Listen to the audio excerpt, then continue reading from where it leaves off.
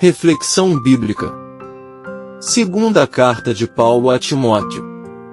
Capítulo 4. 2 Timóteo 4. Paulo exorta Timóteo a pregar a palavra, estar vigilante em toda situação e cumprir fielmente seu ministério. Ele antecipa sua partida iminente e expressa confiança na recompensa reservada para ele no céu. Ele envia saudações finais e bênçãos a diversos irmãos. Despedida de Paulo. Em 2 Timóteo 4 veremos que Paulo abrirá o coração intensamente, como nunca tinha feito.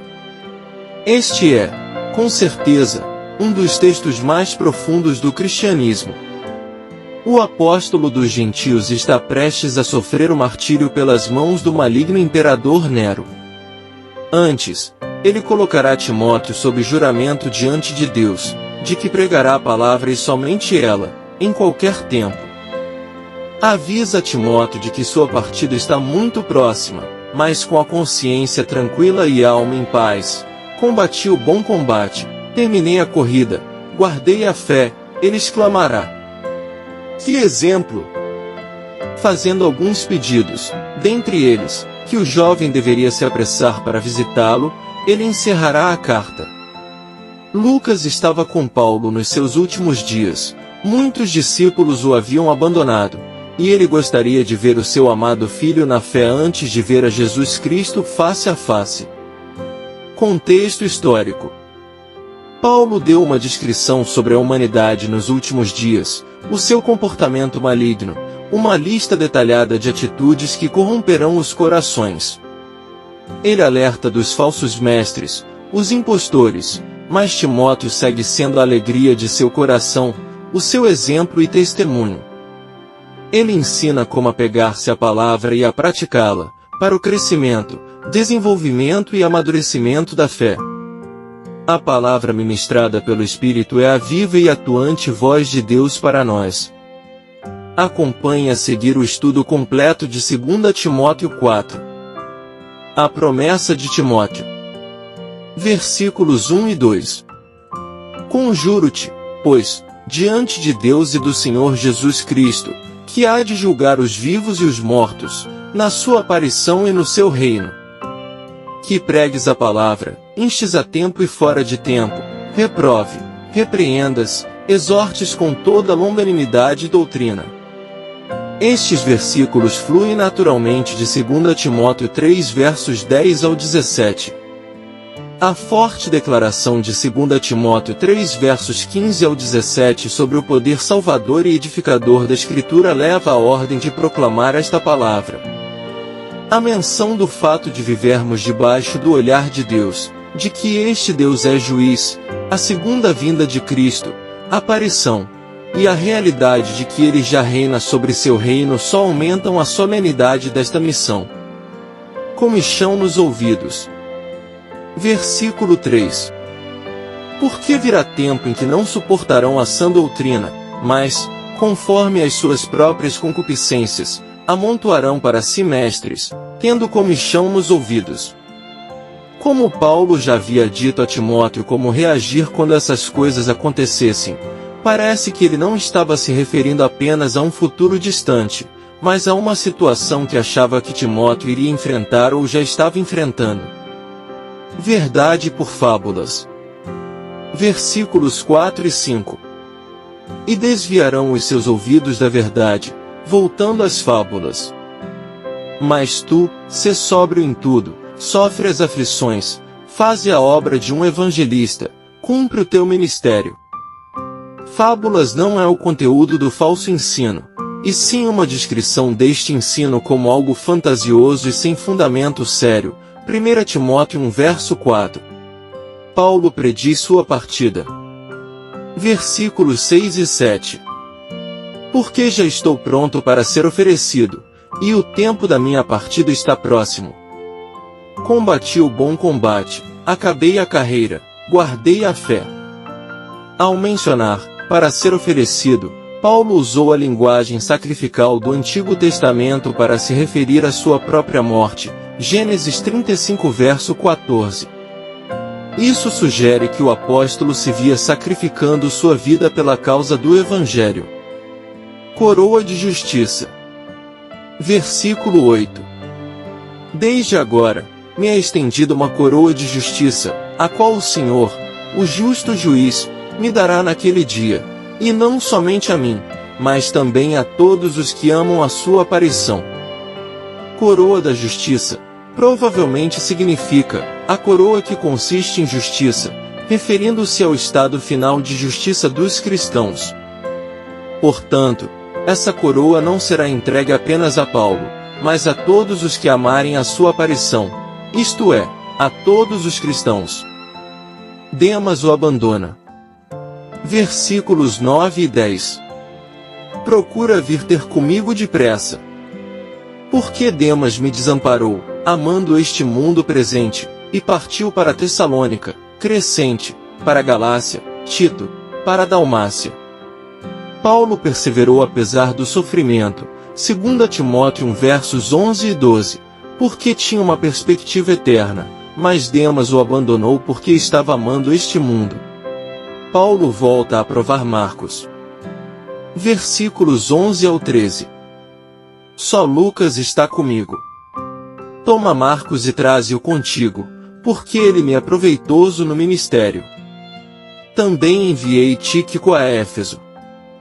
Quando vieres, traze a capa que deixei em Troade, em casa de Carpo, e os livros, principalmente os pergaminhos. Antes Paulo tinha desaprovado Marcos, Atos 15 versos 36 ao 40, mas agora desejava sua presença e o considerava proveitoso no ministério. Paulo se lamenta por Alexandre. Versículos 14 e 15.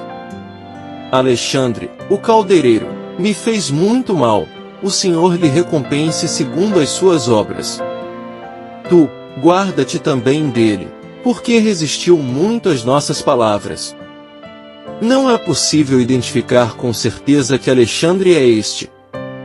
Em 1 Timóteo 1 verso 20, Paulo mencionou um Alexandre que tinha sido excomungado.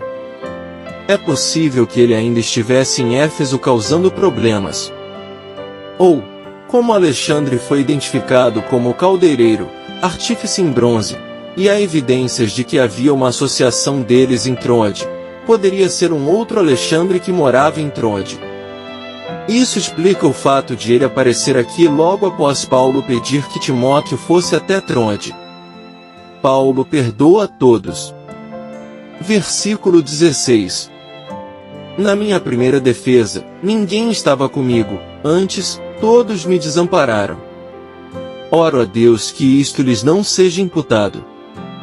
Ao perdoar os outros, Paulo seguiu o ensino e o modelo de Jesus, Lucas 23 verso 34, o exemplo de Estevão, a quem Paulo vira morrer, Atos 7 verso 60, e seu próprio ensino, 1 Coríntios 13 verso 5.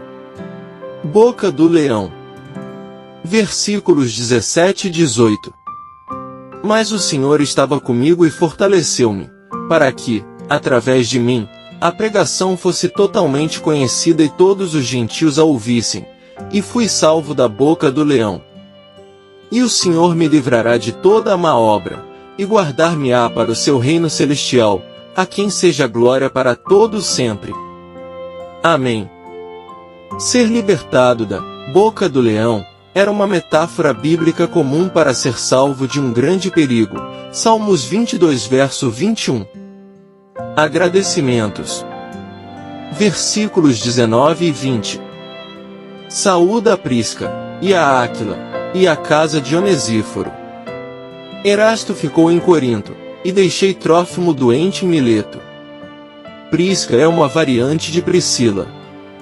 Esta é uma referência a Priscila e Áquila, mencionados várias vezes junto com Paulo, por exemplo, Romanos 16 verso 3. Venha antes do inverno. Versículo 21. Procura vir antes do inverno. Saúdam-te Eúbulo, Prudente, Lino, Cláudia, e todos os irmãos. Este versículo repete a essência do verso 9. As viagens na região mediterrânea costumavam ser suspensas durante o inverno porque o clima gerava mais condições tanto em terra como no mar. Portanto, se Timóteo não tivesse chegado até lá, haveria demoras e ele não poderia vir depressa. Verso 9. Bênção apostólica. Versículo 22. O Senhor Jesus Cristo seja com o teu espírito. A graça seja convosco. Amém. Paulo também usou a expressão, seja com o teu espírito, na conclusão de Gálatas 6 verso 18. Não parece haver grande diferença de significado em relação à sua saudação mais comum, seja convosco, Romanos 16 verso 20. 5 importantes lições que podemos aprender em 2 Timóteo 4. Fidelidade até o fim. Paulo exorta Timóteo a pregar a palavra de Deus em tempo oportuno e fora de tempo, independentemente das circunstâncias. Isso nos ensina a importância de permanecer fiéis ao chamado de Deus, mesmo diante de desafios e adversidades. Persistência na obra do ministério. Paulo encoraja Timóteo a fazer a obra de um evangelista e cumprir integralmente seu ministério. Isso nos lembra da necessidade de perseverar na obra do ministério cristão, mesmo quando enfrentamos obstáculos e dificuldades. Prontidão para enfrentar oposição.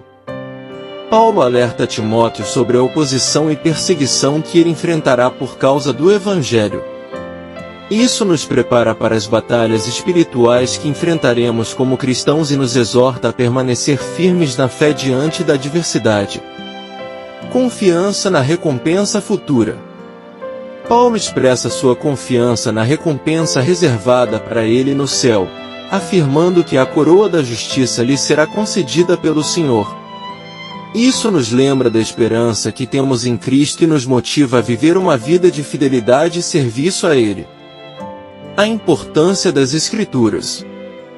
Paulo instrui Timóteo a trazer consigo os escritos sagrados, pois são úteis para o ensino, para a repreensão, para a correção e para a educação na justiça. Isso destaca a importância das Escrituras como nossa fonte de orientação e autoridade na vida cristã. Conclusão. Enfim, Paulo deixa meio que uma carta de despedida a Timóteo. Até mesmo nesse momento ele extrai de seu discípulo um juramento perante Deus de que ele continuará a pregar e a viver o Evangelho verdadeiro, advertindo dos tantos mestres falsos que deturparam a verdade pelas ilusões, fábulas, levando tal comichão aos ouvidos da igreja. E não tem sido diferente hoje, em nosso tempo. Igrejas que pregam prosperidade em troca de dízimos e ofertas exorbitantes, hipergraça, Jesus é somente amor, pecado liberado, entre outras heresias. Meios diferentes, mas o mesmo objetivo. O diabo não é criativo, porém, insistente. Se despedindo, faz agradecimentos a inúmeras pessoas e nos dá mais um exemplo, de reconhecer todos aqueles que o ajudaram no seu ministério, honrando seus nomes que, provavelmente passariam despercebidos, se não fossem lembrados por ele. Que servo! Que líder! Que testemunho!